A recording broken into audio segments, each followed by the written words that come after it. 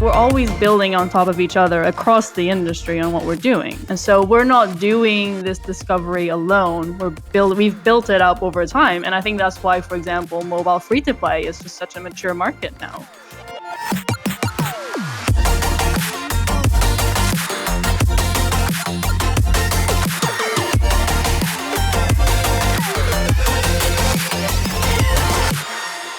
Hi friends, welcome to the Metacast Roundtable by Naavik, and today we're joined by Dion, lead product manager at EA and also a contributor at Naavik. I'm sure you've read his essays.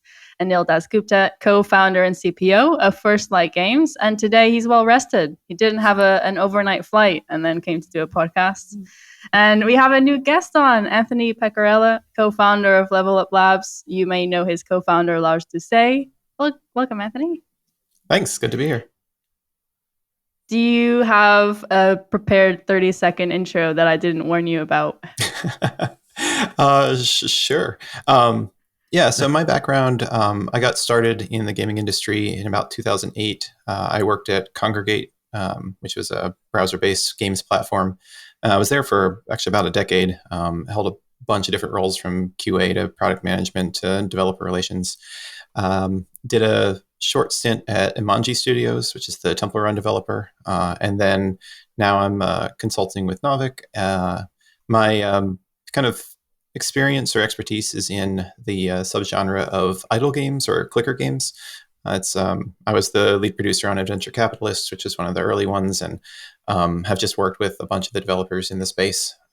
And then Level Up Labs originally was just an indie game studio, and my game Defender's Quest was the one that we kind of got famous for, though we actually made an educational game called Cellcraft. It's about cellular biology. It was our first ever game that we did. That's my background, I guess. Small background. No biggie. Yeah, actually, Congregate are part of the MTG family now, so I've met some fellow Congregate people at the time at Hutch, and yeah, great company. So if you've been there a decade, I'm sure you played a huge role in building it up to what it is today.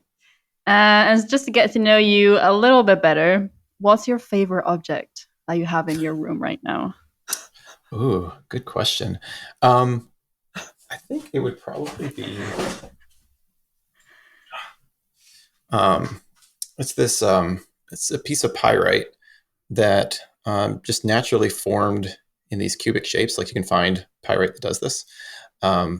I think it's just absolutely fascinating that's not cut. That's just how it formed. And so that's just like amazing. That, I absolutely love it. So yeah, I'll go with that.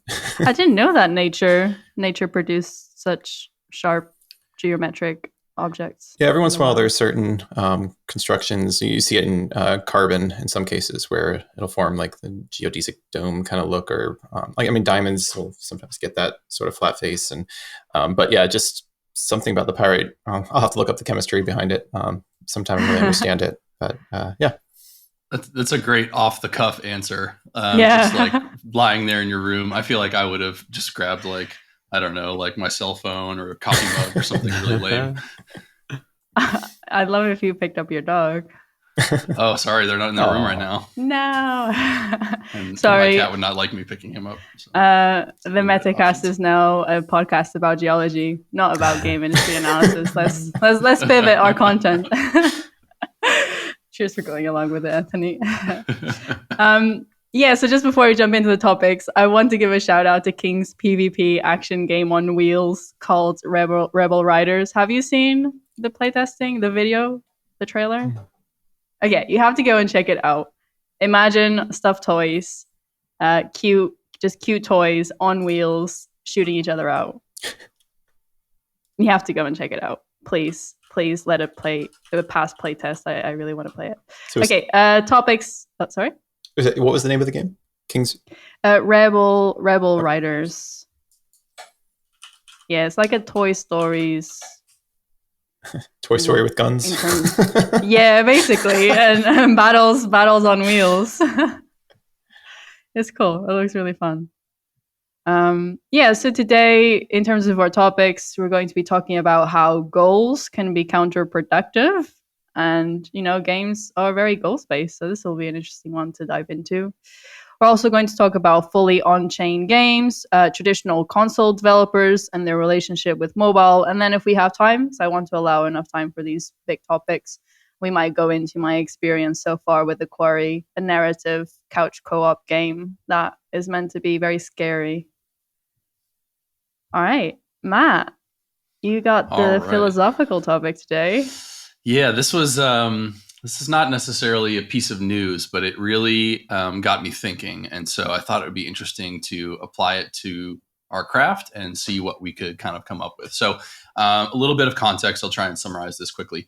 I recently listened to a podcast. It was Invest Like the Best by Patrick O'Shaughnessy, excuse me. And it's a fantastic podcast. If you haven't listened to it, I first got turned on to it by someone who described it on Twitter as like a wonky podcast that just gets wonkier and wonkier. And I think that's a really apt description. But anyways, Patrick had a guest on named Kenneth Stanley, who is a professor of computer science. And he wrote this book called Why Greatness Cannot Be Planned. And the premise of the book is that really large goals and objectives can actually be harmful and counterproductive to achieving the goals that you're setting out to do. The podcast was titled Greatness Without Goals. So this guy, Ken Stanley, has done a bunch of research. His background is in AI and machine learning, and really, arrived at this conclusion through a series of experiments with a program where basically users were presented with these sort of amorphous blobs, and you get to choose sort of an offspring, quote unquote, from these blobs that you find interesting. There's no goal set out, but it's all kind of user driven. You just pick whatever looks interesting, and then that choice that you made feeds into the next set of choices. And so it's sort of like a breeding system. And so, it's kind of a series of individual choices, but they are built on the collective series of choices made by everyone that used the program before you. So this is the way that he conducted his research, but I'm going a little bit off track here. He talks about how, first, a caveat. We're not talking about specific small goals, right? Like I want to increase my retention by 5%. We're not saying do away with those kind of goals. We're talking about the sort of BHAGs, the big, hairy, audacious goals, organizational goals, societal goals, like stop climate change or cure cancer, what have you. And he gives a good example of computers and vacuum tubes. Basically, like if you said to someone back in the day that was working on vacuum tubes that this is going to be a predecessor to modern computing, they would have no idea what you're talking about. They weren't setting out to make a computation machine, but vacuum tubes were a key component in the evolution of computers, and we would not have computers if it weren't for vacuum tubes. Wait, sorry, vacuum. Sorry, what are those, like Hoovers? The thing that no, it's like an electrical component. Oh gosh. It looks like a little glass, like kind of dome or cylinder that is vacuumed out so that electricity can travel through it without impedance, I guess. Great. Let this be the example that there are no stupid questions on this podcast. No, not at all. I want to see Maria's version of that PC. That would be amazing. Sort of two Dyson, yeah.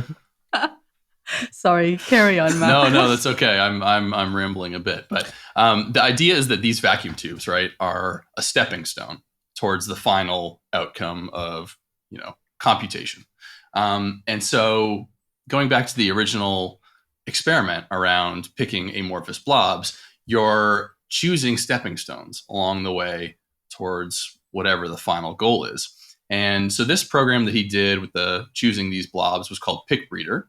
And at the same time, there was another project that some other researcher was doing called the Living Image Project, which was sort of the same experiment, except rather than making individual choices, it was voted on by group consensus. Which of these blobs is most interesting? And the results were wildly different. With Pick Breeder, you would get interesting stuff like a skull or a butterfly.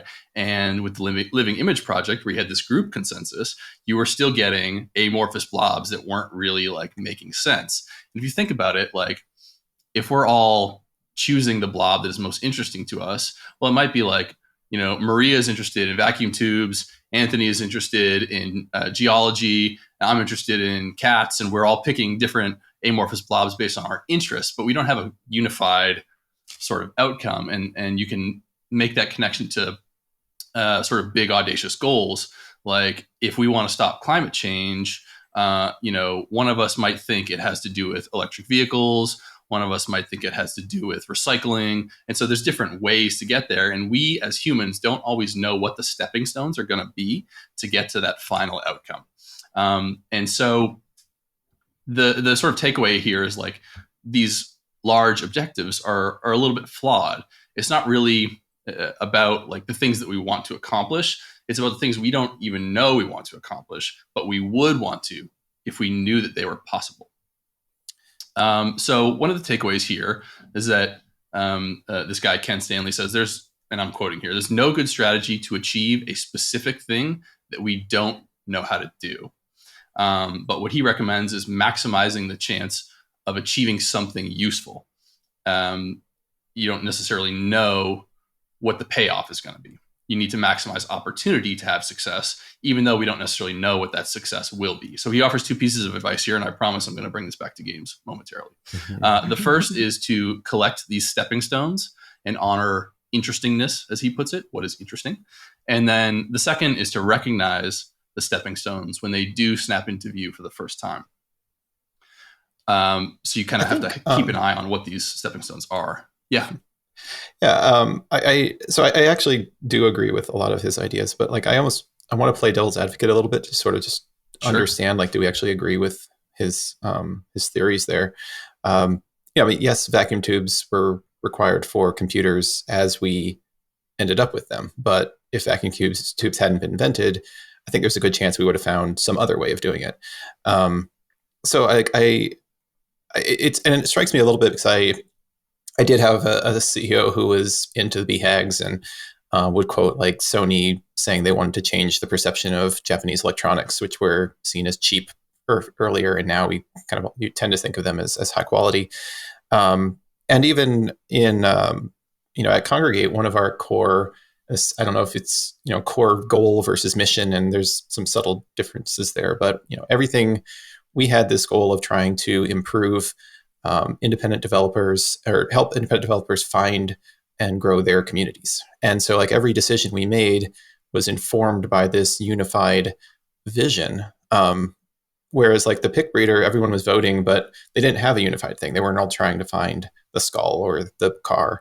And he does address that a little bit in his talk. But I think part of what's interesting about this is that it does feel a little paradoxical or counterintuitive that we feel like this method works and we've kind of all adopted it. So I was just curious, like what you or Maria or Anil thought, if does that resonate with you, or do you think there's maybe some flaw in this or some subtlety that maybe is being missed? Anil? It's funny. I find this is like the Philosophy-cast rather than the Metacast this week with this question. It's very deep thinking. I'm sorry I can't answer your question directly, Anthony, because I feel like it's such a broad subject that you need to kind of go through the thought process. I like you were saying, I broadly agree that I find that without actually having too of a vague goal or too big a goal, that is, for example, why climate change doesn't get solved, because it's hard to break that down into concrete actions that you could easily remedy. Whereas if it's like reduce the amount of nuclear power plants that you have in a country by X by this time, well, that's something that you can very easily achieve. I think it's something that I found with myself, like maybe it's the same for you, Anthony, but for example, if you want to start your own business, that isn't something that normally happens overnight. You have to go quite a few steps to pull it off. And so then you start breaking it down into, okay, I need to do this. I need to find this co-founder. I need to raise this amount of finance. I need to come up with some crazy idea that people will believe me about, et cetera, et cetera. Then you can make it happen. Whereas if your goal was just like, I want to do something fantastic, it won't happen. So I think it's quite a clever way of thinking, and I largely subscribe to, I guess, the points that Matt's put across in terms of what's going on here. Coming back more to the kind of go on. I was gonna say, I think the difference though is that so I mean, you're right. Like any big goal, if you're going to achieve it, at least classically, like you break it into smaller ones that are achievable. I think what Matt's saying is that the argument is that you wouldn't know what those small goals are. That so, and that's where it's counterintuitive, because it feels like, we have this thing we want to do. We should be able to figure out what are the steps along the way. But I think the argument is that we can't know. I guess in the case of like starting up a business, we've seen other people do it. And so there's sort of like a known method of doing it. Whereas something like solving climate change, we don't have that method ahead of time. And so like, can we make those small goals that really will get there?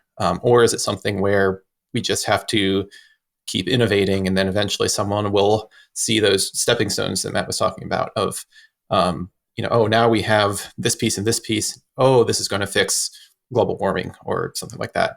And that's where it gets a little interesting, I think. Where the lines are blurred, yeah. Well, I would say, isn't it a little from column A and a little from column B? I mean, take like a very fantastical goal at one point, which was like people saw this massive object in the sky. They called it the moon. And one day someone wanted to land on it and make it real, not a film by Stanley Kubrick or whatever crazy theories people have around it. So you sort of do have the goal, but that's kind of crazy as well. And who knew what the kind of goals in between were to do it? And there are some missteps that were taken along the way, and then eventually they would get there. So I'm kind of rambling myself now, so I'll let you go. Well, you raise a good point, though, Anil. Like he actually mentions this idea of the space race in the podcast.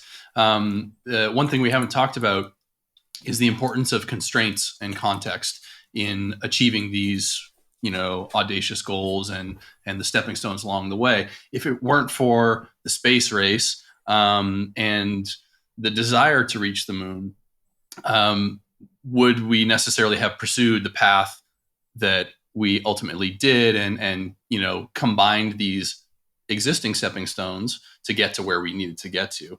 The context and the constraints are really important. Otherwise, you're just acting randomly, which is specifically not what you're supposed to do, according to this podcast. Like acting randomly is just as bad as setting these goals that the guest of the podcast claims are counterproductive.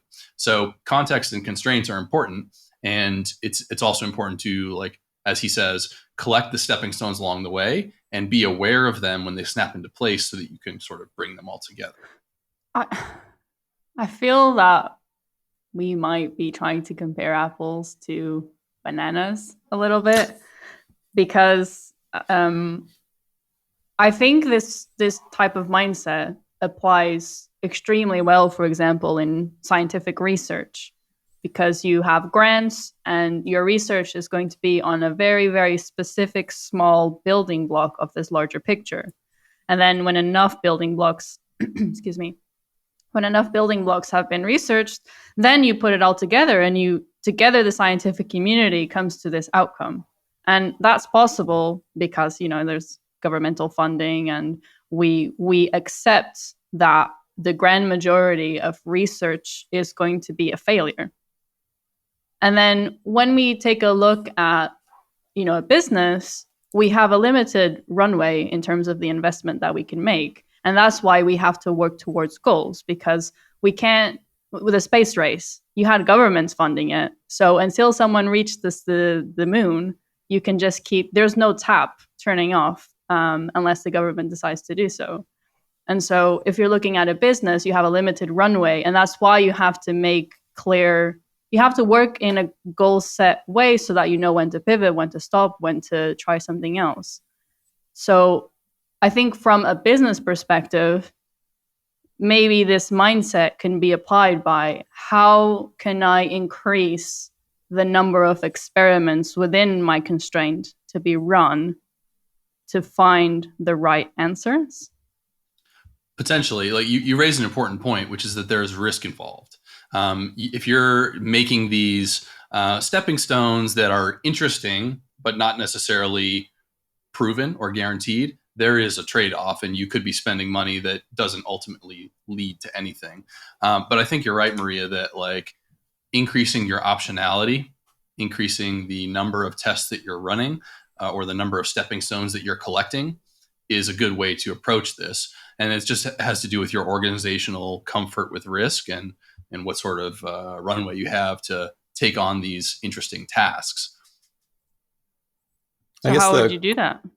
So I suppose one of the kind of classic corporate examples is Google's 20% time, where they just give employees one day a week to work on whatever is most interesting to them. And I think, was it Gmail that came out of that? I think a few of the like big innovations at Google did come out of it. And that's a really good kind of example of the success of this. Or things like the MacArthur grants, or there is some of it out there. But so yeah, I guess Google's the best I can think of in terms of examples. Or I guess the other one maybe is like 3M. I don't think there's explicit about giving freedom, but they're really emphasize communication between departments. And so things like the Post-it note, like Post-its, that adhesive was supposed to be a really strong adhesive, and it ended up being kind of weak and crappy. But some other department entirely was heard about it within 3M and turned it into like their most successful product ever. And so by encouraging this kind of collaboration, and I guess, Matt, that's like the awareness of the stepping stones side of things. Like they are encouraging everyone to know what pieces are there so that then we can figure out how to put them together again. So, but how do you do this in games? Like how could this correlate? How can we pick up as many stepping stones as we can along the short runway that we have? So that's a great question. That's what I wanted to sort of bring to the table here. I have some thoughts. So just to bring us back to the two pieces of advice that Ken Stanley offered. One is collect stepping stones and honor interestingness. And two is recognize those stepping stones when they snap into view. So, the first thing that came to mind for me is doing a lot of prototyping and concepting, and doing that quickly. And I think importantly there is like not throwing away stuff that you think is interesting just because it didn't return a certain KPI. Because, we may find that some prototype that we did, months ago is not successful from a commercial standpoint at D0, but, when we come up with this other prototype down the line and smash them together, then all of a sudden we have something really, really interesting. So that's one idea is prototyping and concepting frequently.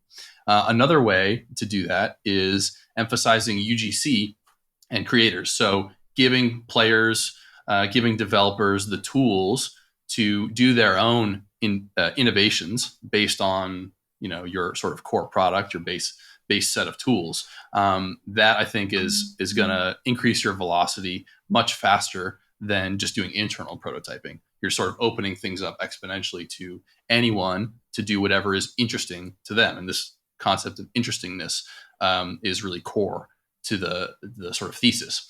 And then the final one, which I think Anthony and Anil will really find interesting, is composability and interoperability. So at the risk of taking this into crypto corner territory, like this is something that blockchain really enables is, you can just take someone's code, smart contracts that they've already put together, fork it and do your own thing on top of it.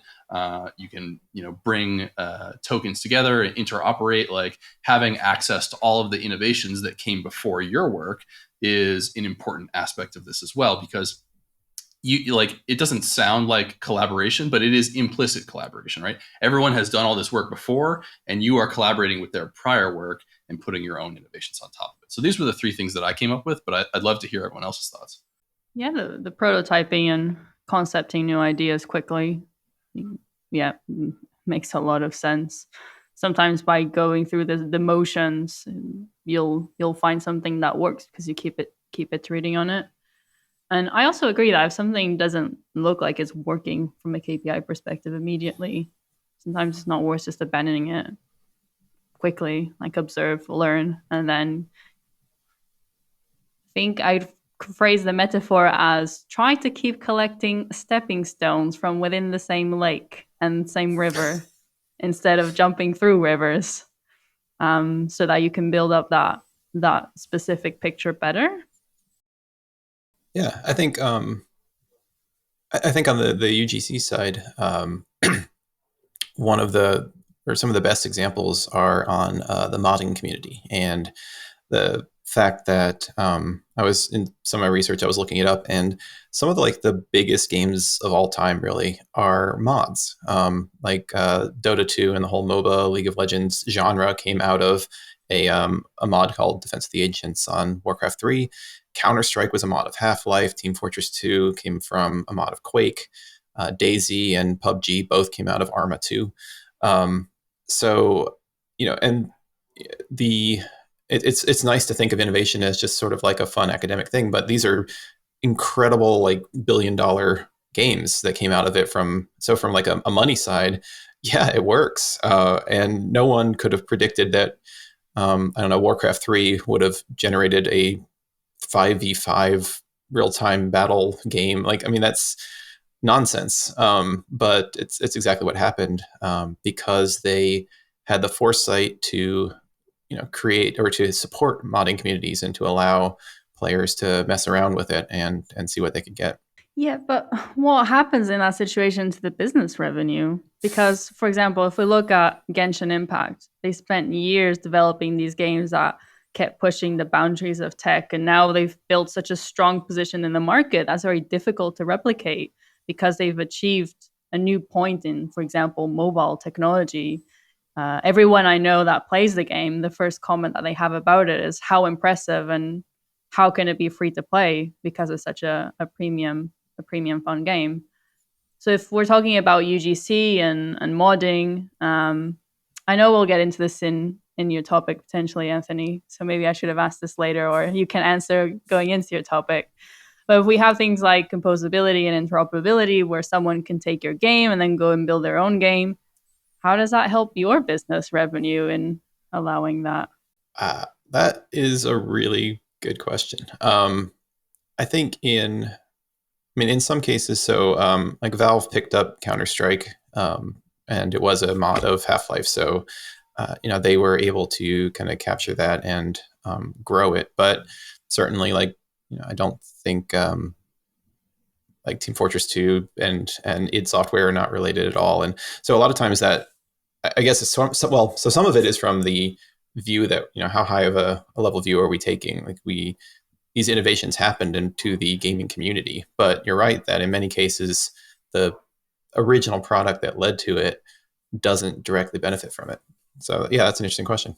Valve is a great case study there, I think, right? I wrote about this sometime last year in the context of GTA 5 and NoPixel, but was researching Valve and all this history. And they opened up their source code, they built the tools, they supported the modders, and then when they saw some outsized success and popularity, they acqui-hired them and brought them into the fold. So that's, I think, a good case study on how to do it. Granted, that was many years ago at this point. You could look at the opposite side of the coin and say Blizzard really dropped the ball with Warcraft and Dota coming out of that. So I think it's a difficult business problem to solve, but I don't know. I think it's it has to do with opening up the tools, supporting the communities, and then finding ways to partner. Maybe there's something around, because I thought about this in the context of our next topic as well. Not to transition us too early, but if you are sort of the originator of the game or the tools, the source code, there is a certain, brand value that you can provide by saying this is something we support. This is the official fork or whatever that we've decided to layer into our core product. So I think there's something there around providing that endorsement as the originator. So that might be one way I would think about it, but it's a tough problem to solve. Yeah, I suppose in the short term, anyone who wanted to play Team Fortress had to buy Quake.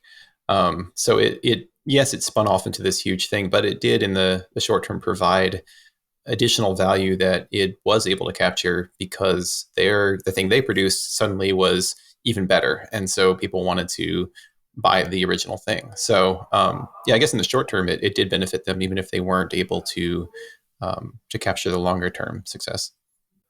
So maybe we can go into your topic, Anthony, about fully on-chain games. So when Lars is on, he gave a quick overview about the game and the ZK tech.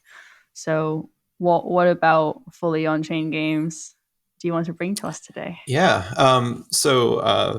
The game here being Dark Forest, which is, I think it really is a nice jump off point from what we were just talking about, because it was an undergrad MIT project that the founder just thought was really interesting, and started playing around with it, and originally wasn't even sure how to use the ZK tech, but which are the zero knowledge proofs that it uses for their kind of fog of war mechanic, but just started playing around with it and ended up creating this game that just sort of evolved from doing interesting things first.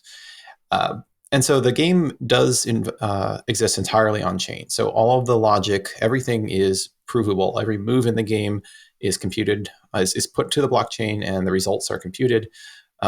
Their tech is what allows you to do that without revealing all of that information to the other players, but all of it is on chain. It's not something like Axie Infinity where they have their own servers that are handling all the battles and everything, and then they just write the results to the blockchain, or games that just use the blockchain tokens for interacting within the game, but everything else is on their own server.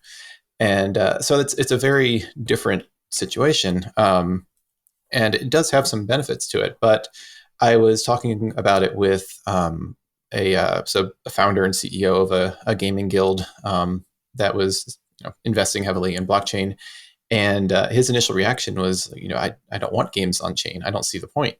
And it surprised me because I've been talking with a lot of academic people who say, oh, this is so cool, it's all the new tech and everything, but from a practical perspective, he saw it as just like slowing everything down, because everything is a lot slower when it has to be calculated on chain.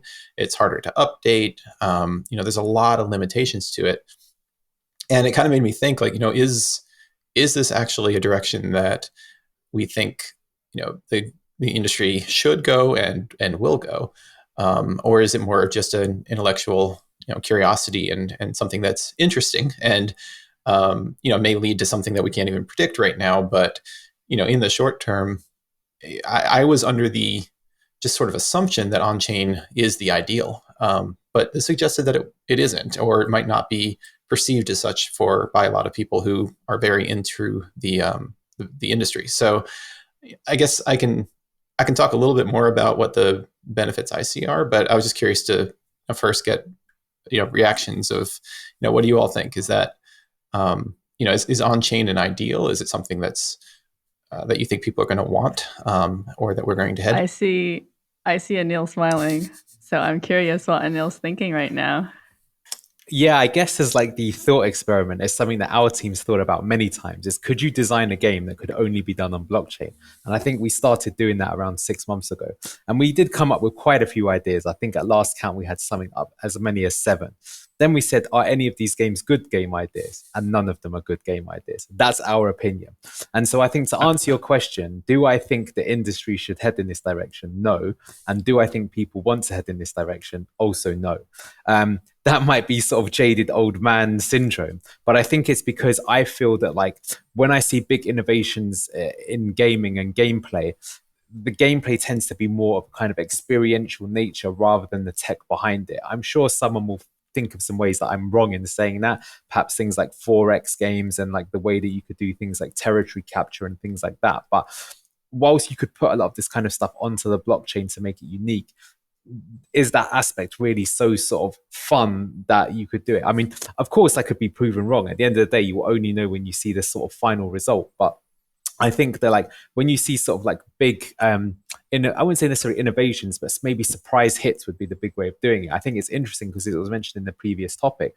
At the moment, I would say the biggest hits we've seen have actually come from sort of mashups or slight evolutions of existing games. So yes, for example, Dota is the great example, came from Warcraft 3. Auto chess was one that wasn't mentioned there, but that came from Dota. So that's a mod of a mod produced another game. PUBG came from DayZ, as you said. Perhaps maybe more out there is perhaps like, you yourself worked on the venture capitalist, you said that came from like Cookie Clicker and Clicker Games, which that was kind of a bit far-fetched and came from something that you wouldn't exist. But it didn't really come from tech. It came from just sort of like clicking on stuff and feeling bored and sort of time waster sort of things, or fidget spinners and things like that. So Yeah, I mean, I personally don't think so. I think that like really good kind of gameplay tends to come from something else that consumers want, from something that feels really good. And blockchain doesn't really lend itself to it. Like, I find the whole sort of Web3 space really fascinating because you have some of the smartest people I know in the space, and yet I kind of feel like no one really knows anything about Web3 even now, which I find actually one of the most fascinating and interesting reasons to be part of that space, because it's that this giant conundrum that no one's figured out and could lead to all kinds of possibilities. And that makes me excited because I feel that that means the chance of there being something that no one sees coming being a huge success is way more likely with Web3 than it would be an existing technology.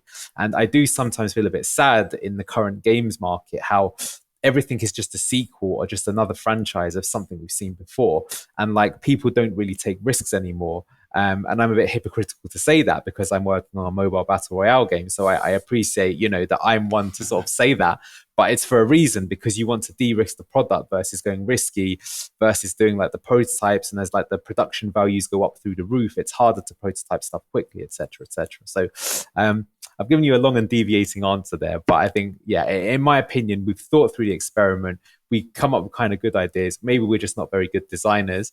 There could definitely be something, but I think it's more likely that the tech will be applied to something existing, and that will be the winning formula. E.g., Roblox and Web3, I could see something like that being huge because you've got kind of like a metaverse where other content creators can create stuff. They can get rewarded. You can give it brand value. The existing developer with if Roblox is Web3, it'd be like a Roblox coin, and that would be accruing in value based on other people kind of portraying it. You could definitely set some kind of ecosystem up like that. And I feel that is more likely to succeed than some kind of like really unique, could only be done on chain game. But I will say one thing, that game made Lars actually take blockchain gaming seriously. And for that alone, that is an achievement I think cannot be underestimated. Yeah. The dominoes are falling now hearing you say, Anil. So, okay, this is my theorizing. Creating games, free to play, mobile, console, the stepping stones already exist. Whenever we're thinking about ideas for games, it's a remix.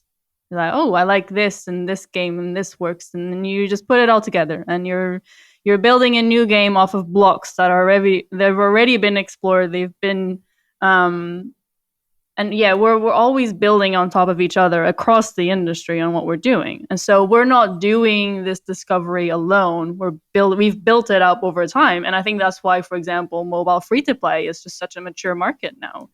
And maybe that's why there's this conundrum in blockchain gaming, because you don't have that history on how can you design games that can have all of these new behaviors based on what this new technology allows. And so, yeah, you're not starting from a tower that's already been built by years of exploration and commercial releases. You're starting from the ground up. And so you need to do a lot more work and a lot more free creative exploration to reach there.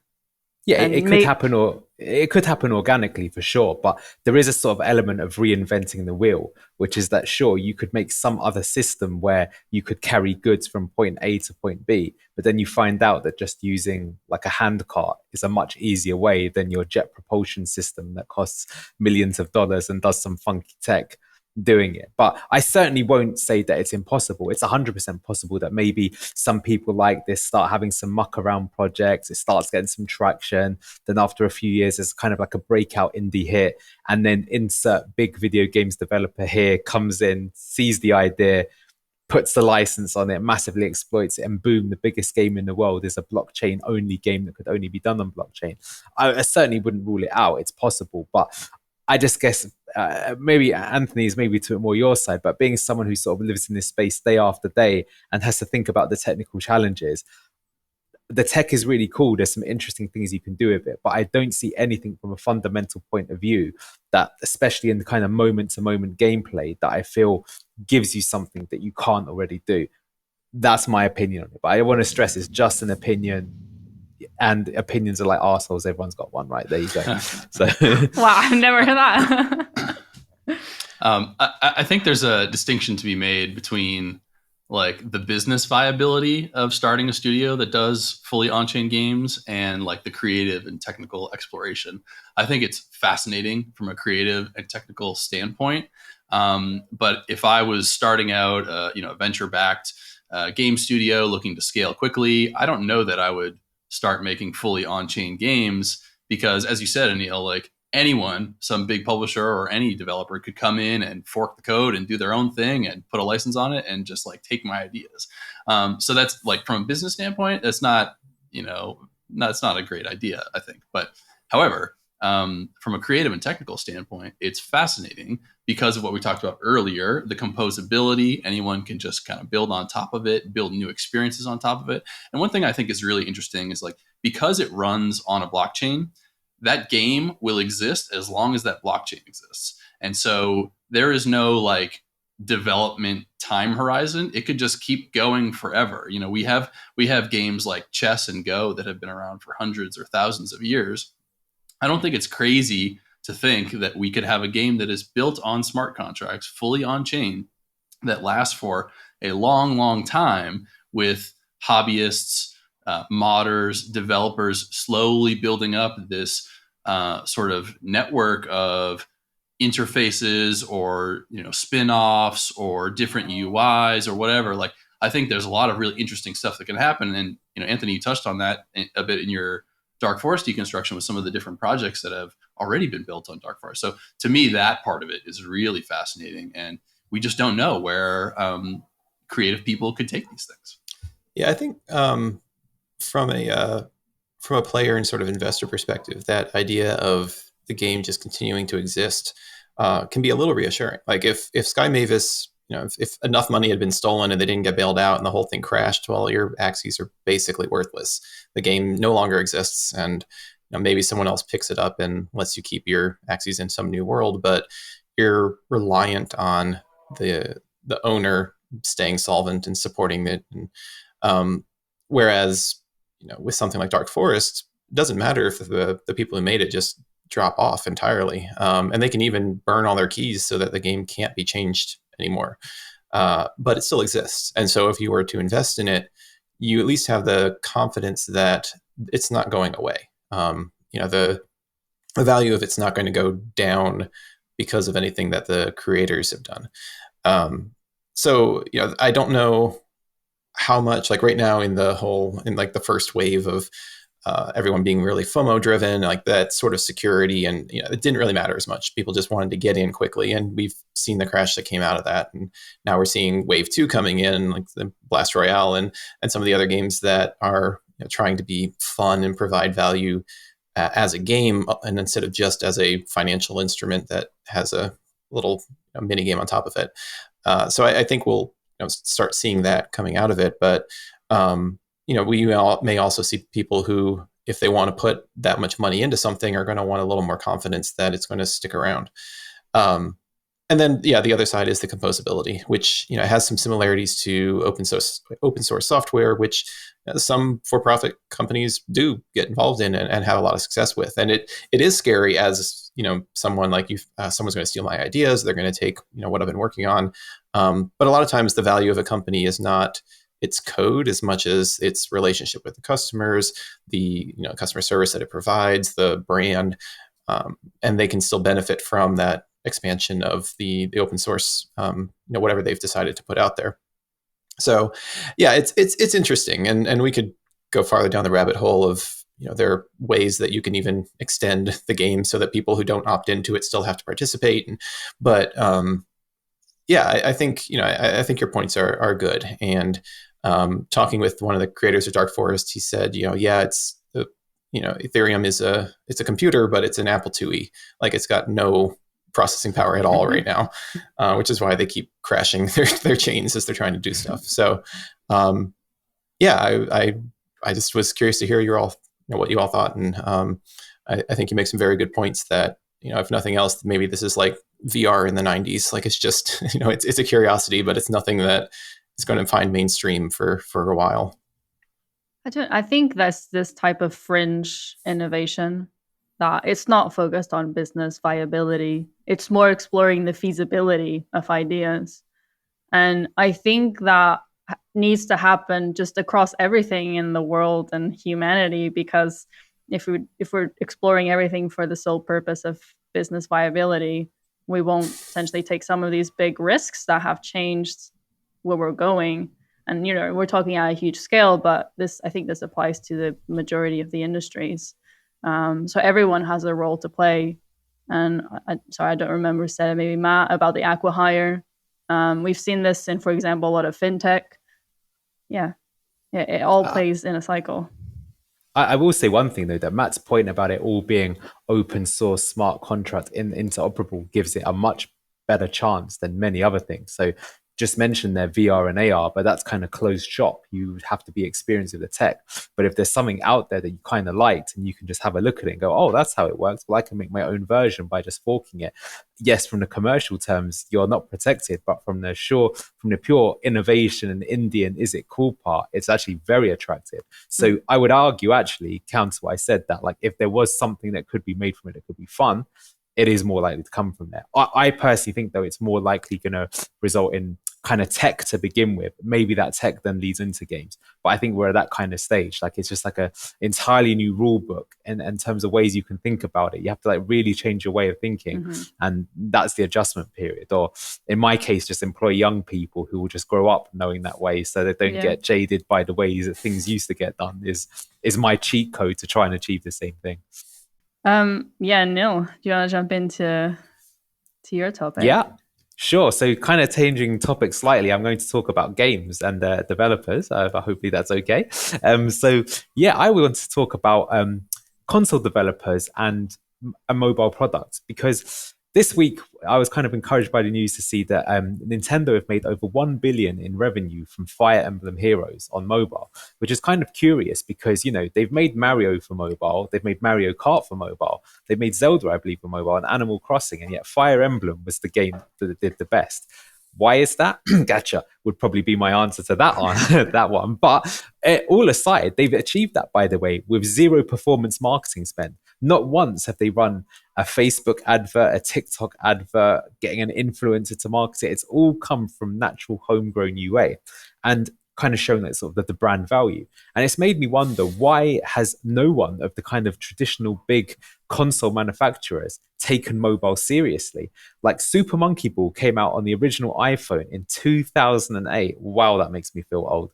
And at the time, it was one of the most successful apps on the iPhone. I believe it did $3.5 million revenue in one day. And at the time, that was considered, incredible. Those sort of numbers would never be done again. And, now you get games that do twice that amount per day, every day for an entire year. So I just wanted to get, thoughts for it. We've seen many other kind of manufacturers try it. Sony in particular have released games. I remember there being like a Little Big Planet kind of Sackboy type game that they've tried making, a few other titles. I believe recently they have made some hires to sort of try and get the mobile division again. But why is it that these manufacturers don't take it seriously, whereas other sort of big corps, let's say something like Netflix, they're not too proud to allow Netflix to be on the iOS and Google Play ecosystems? It turns out they like capitalism as much as other people in America, and then realize it's a way to make money. And it's something that I just find very unusual when you've got such a massive portfolio of games, and it doesn't necessarily have to be cannibalistic. So throw the thoughts out there. I think it's a great question. Some of it might be a lack of understanding. So EA, I think, has a few hundred games on mobile. I don't know if any of them, maybe a couple of them have done well. I'm not sure, but it's an entirely different business model than console developers are used to. And when I was at Congregate, I worked with a couple of different developers who had console background, and it was a very similar story every time, where like they would make this really awesome game that was a lot of fun and had no idea how to make money with it. And so, if they want to take it seriously, and maybe I assume this is what Nintendo did, or they wouldn't have had as much success. Like they have to bring on different kinds of developers. They need to bring on people who know free to play.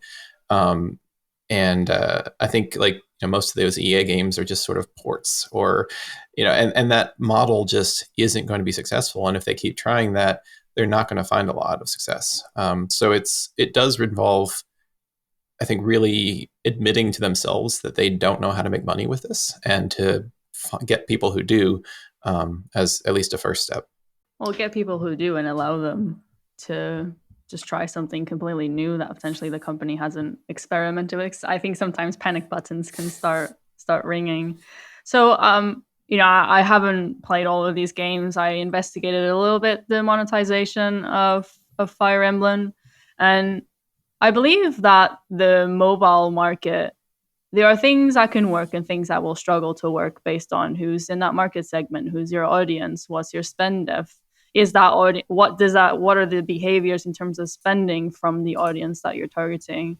For example, things like Mario Kart arcade skill-based racing games usually struggle to monetize. And looking at Fire Emblem, it's a turn-based strategy game. Usually strategy games have really good spend depth and a specific audience that is willing to spend deeply for achieving overcoming the problems that they're trying to solve with their strategy. Fire Emblem, yeah, gacha, but you give players a reason to want to keep pulling the gacha. And then they had all of these add-ons of things that you can buy different castle skins or something that give you bonuses. So the monetization just feels like it's very well designed. It has an IP that will call people's immediate attention. With that style of IP, I think there's already a nostalgia in that audience that likes turn-based strategy games. We've seen some like Valkyrie Chronicles. That's how yeah. So maybe this going back to maybe traditional console developers, because you need to have this sort of market knowledge on what are the best games to bet on for mobile, perhaps by just trying to bet on everything and doing the ports as well without optimizing the monetization that works well with the mobile audience. It leads to failures, and then you have failures, and then you just think, oh, okay, maybe we shouldn't do it anymore. I think you all raised some really important points. One is that you have to hire the right people that know how to make mobile free-to-play games. And these games need to be designed from the ground up with that monetization in mind. It's not as simple as just taking a successful HD IP and just porting it to mobile. So like there are certain like mechanics and systems that need to be built in. You need to build in that spend depth. You talked about gacha. Fire Emblem is a character collector gacha. And by the way, to the earlier point around EA, probably one of their 2 or 3 most successful games is Star Wars Galaxy of Heroes, which is also a gacha-driven character collector with a big IP. So there's that. And then one other point about Fire Emblem, maybe relevant, maybe not, but I did a quick look up here while you all were talking. Their most successful market is Japan, and Japan traditionally has the highest ARPU on mobile. So just like a higher propensity to spend per player. Number 2 was US for what it's worth, but there's certain capabilities and certain understanding of the market and the mechanics that need to go into making these games. And to the earlier point, we talked about trade-off and risk reward. Like the big publishers are going to be slower to try new things. Mobile no longer new, but it was at one point, and they want to see other smaller developers figure it out first, and then they'll slowly dip their toe in the water and figure out how they can do it themselves. So my counterpoint to some of these points that have been made is, so Mario Kart Tour, which is a failure, has made $280 million since its launch in 2019. Pretty good failure to me. Fire Emblem Heroes came out in 2017. What if you made a Fire Emblem Heroes 2? Imagine if that was possible, to take all your learnings from a previous game and make a better version based on your learnings. But these developers don't do it. By contrast, Zing and Natural Motion, they made CSR Racing, then they made a CSR Racing 2. Who bets there's a CSR Racing 3 in development? I would have a strong feeling that there is, given that most of the people who are still worked on that game are at that company. So I just don't get that kind of mindset. Perhaps it's only like a Nintendo only thing, but it just puzzles me that these things do so well, and yet there still seems to be this massive reluctance. Or, you could, as you say, if you have to figure it out and it requires all these skills, or why not just insert successful developer here and give them your IP and get them to make a game? Nintendo could have bought Supercell many times over if they wanted to back in the day. And, spiritually, they're quite similar. I just find it very curious because I think from a pure business standpoint, I don't understand. EA, ironically, to give them credit, they keep trying. It's just that they haven't yet had they had Simpsons Tapped Out, to be fair. So they have had a top grossing game on mobile. It's just been a long time that they never really got, like FIFA to work. That's something that I find surprising. How many people in the world love football stroke soccer and how massively monetizing it is on console, where they've never been able to work that on mobile. If I was them, I would keep trying it personally because I feel the market's there. But the other, Sony's another one with their IP. I mean, why don't they make their version of Fire Emblem Heroes, but put it with their own IPs? They have strong ones.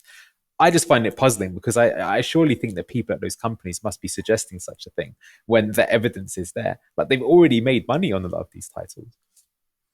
Just to offer a counterpoint, I think FIFA has been fairly successful on mobile. Not to shield my employer too much, but I think they have done quite well with FIFA. And to your point about like acquisitions and bringing in successful mobile developers, I don't think it's as simple as just plug and play and acquired company. Like, there's this whole integration of the culture, processes, and development is different. You have different sort of centralized services for mobile games than you might for like console games. You need UA, you need app store optimization, publishing, all these different like centralized services, data science. And typically when you acquire a company, right, like founders don't always stick around, there's like earnouts, like there's some intricacies there, I guess is my point. It's not as simple as just let's buy a successful mobile developer and have them make our big IP and bring it to mobile. I don't think it's that straightforward. I agree. And I think we had a brief discussion about this when we discussed Take-Two's acquisition of Zynga, where we're talking about, oh, great, they have an excellent mobile developer and they can take, Grand Theft Auto and develop a mobile game. But then that IP relationship can be quite constrained. You can't just develop from the ground up a mobile game that has optimized monetization and product market fit. You have to take the constraints that the IP is giving you. So yeah, maybe that relationship isn't as simple. I think we'll hopefully see some better examples. I know Sony is expanding their mobile market by collaborating with people that are great in the space. Don't know. Maybe I'm just hopeful. What do you think, Anil? You look skeptical. No, I think surely it's a matter of when, not if. I mean, why would they not do it? They must be looking at success. They must realize that people play games on their mobile phone. They're literally the only ones, I would say. Like, I personally think of all the rankings of developers, they have the worst ranking because pretty much everyone else has something successful. Like, Konami has something successful. Capcom have had something successful. Square Enix have had things that are successful. Literally, the only EA have had plenty of successes. Sony's the only one that I think is just a complete and utter damp squib. And it's like, if you own IP like Uncharted, like Little Big Planet, like God of War, like how can you not get any one of those games to be like top 100 for like at least 6 months?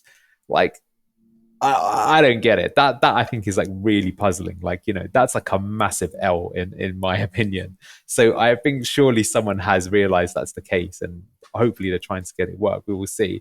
To be fair, you could maybe label that the same as Rockstar as well. Take-Two, but I mean, that's why they bought Zynga, I feel. So they would have that kind of expertise. But Take-Two they tried to buy Social Point. They bought the top, Nordeus with Top 11. They've had a few things, but they've never really had, when you look Grand Theft Auto 5, I don't know if you've seen how many copies that game has sold, but more copies have been sold than there are people that live in England, Maria, just to put that into, not in England, Great Britain, right? That is how ridiculous that game has been done. So how can you not get even a small percentage of that through mobile? I don't know, but I'm just rambling. I just sound like a bitter old man. I don't even know why. I just find it puzzling, I guess. I do want to say, just to Matt, like I wasn't trying to take a shot at EA or anything there. And I'm glad they've got people who know what they're doing working on it now. I think I was thinking back to like the 2015 or so, where it was mostly just premium games, and they were just kind of throwing them out there. But obviously, they have gotten Totally it now. I don't know what the takeaway is here. Well, what do you think, Anil? Well, what's the advantage? What do these big companies? I mean, so the advantage of IP is UA, right? Like that's, like you said, they haven't spent any money to make that $1 billion with Fire Emblem, or at least any money on that. I mean, they've built up the brand and they've done marketing for previous games and all that. Do you think that the publishers and the console developers have any advantages beyond that, or is it just that they can get their UA really cheap? Well, it increases brand awareness too for a kind of whole ecosystem. Like a recurring theme that we've spoken in many a Metacast is this sort of like evergreen IP, or, you know, League of Legends is now a Netflix TV show, etc., etc. So it definitely fills into that kind of line of thinking. I also think that we see more and more like Sony are doing things like now you can get some of their games on Steam that they've announced, which was like quite a directional change. I feel like Nintendo is always the one that, because they've been around for like 100+ years, they're like, no way, we want to have that kind of mafiosi tactic of, you will not have our games on any other system other than Nintendo, and if you do, it'll be vastly inferior, and you'll know that you're playing the scumbag version of said game, and that the real authentic experience can only be found on the Nintendo console. That's my opinion as to why they do it, because I think even if they just released a Pokemon port with no even free-to-play mechanics, it would get number one easily for a couple of weeks, just given how big that kind of game is. So they perhaps don't kind of I think they have an irrational fear where they feel that if they went that direction, it would devalue their hardware, and then eventually people wouldn't buy their hardware, and then they'd no longer be the loudest voice in the room, and other people would take it away from them. And I believe that because I've had some quite close interactions with some old school people from Nintendo, and I know that they have like they fought really hard to get this kind of position where like they took a cut of everyone's game, and they don't want to give that up easily. It's kind of similar to how Apple right now, it's like, what's the real reason why they don't want other people to have app stores on their own platform? It's because they don't get a cut of the percentage. It's like, you've done all that hard work, you don't want someone else coming into your walled garden and spoiling it. Sony perhaps have changed their mind on that and realized that like there's a way more, you know, it's just an old school way of thinking, as the world is in general going with this whole decentralized theme being, you know, the big kind of hot topic of technology. Why does that not apply across everything? So takeaways, I think that the older traditional developers are not going to change their mind. I think some of the more modern ones are going to change their approaches, and we will see what happens with it. But gaming can change vastly in you know, just a decade or so. Look at the demise of Sega. So I do kind of wonder if people don't change the tune, will it be something that they regret later on? We'll have to wait and see. Yeah, that's a really interesting takeaway. That could be an extension of the exclusivity of the hardware. Okay, well, we reached the hour mark, so we'll end the episode here. Lots of big brain expanding conversations that happened. Check out. You should call this the philosophy special and put like Plato or something thinking like it as the YouTube thumbnail, I feel. I think if you take a picture of you doing that, we can use that as a thumbnail. Maybe in front of like a Blast Royale background.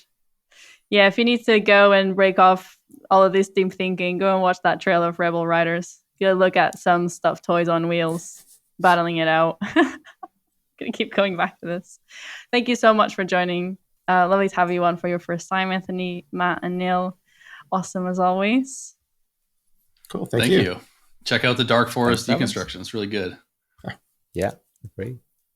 Yeah, and if you want to join the conversation, ask any questions, discuss more of the Dark Forest deconstruction, you can join us on the Naavik's Discord. We're always around. And we'll see you next week.